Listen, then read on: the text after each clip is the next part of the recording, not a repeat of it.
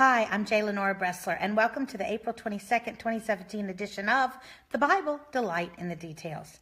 Today I want to talk to you about something called time.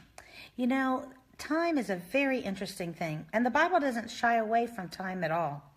Unlike myths, the Bible is grounded in time, in dates.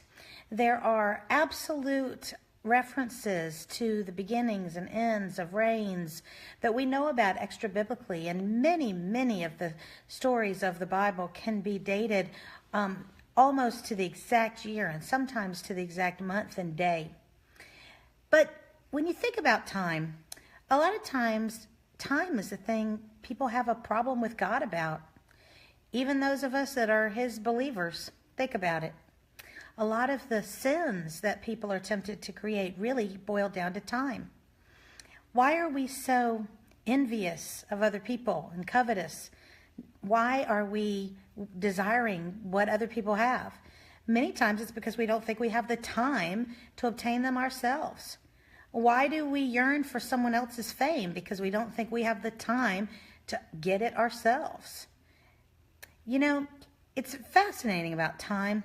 We think that time belongs to us when we can't do anything about it. We cannot extend our lives by 1 second, nor can we even preserve and protect the current moment. It's all in somebody else's, God's hands. And yet we think we have control over time. I mean, think about it. Technically, when you are being paid in the workplace, even your time at work is not yours any longer. It's your boss's time, your employer's time. And yet, when we think customers or our colleagues are wasting time, we always still say, you're wasting whose time? My time. You know, it's also a very curious thing. Time really does have the eye of the beholder kind of idea to it. Think about it. When you are not looking forward to something, you're not enjoying it, it drags out. But we have the saying, time what? Flies when you're having fun. I teach customer service to a lot of my clients, and I have to tell people, listen, when somebody is waiting, whether it's on the phone or at the counter, they feel time moving 3 times as slowly as reality. This is what scientists and psychologists tell us. Have you ever had that situation where someone was waiting for you and they complained and said that they'd been waiting an exorbitant amount of time, and you know for a fact that they weren't? It's not that they're lying. That is really how time appears to be progressing to them. So time is exceedingly relative to our individual attitudes and the moment at hand. Now, why am I saying all this?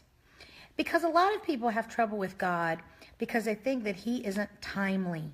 I'm sure there are people in the Bible who felt the same way. Think about it.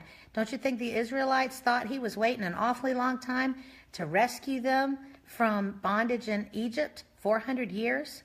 Speaking of 400 years, what about the 400-year silence between the last of the Old Testament prophets and the coming of Jesus Christ?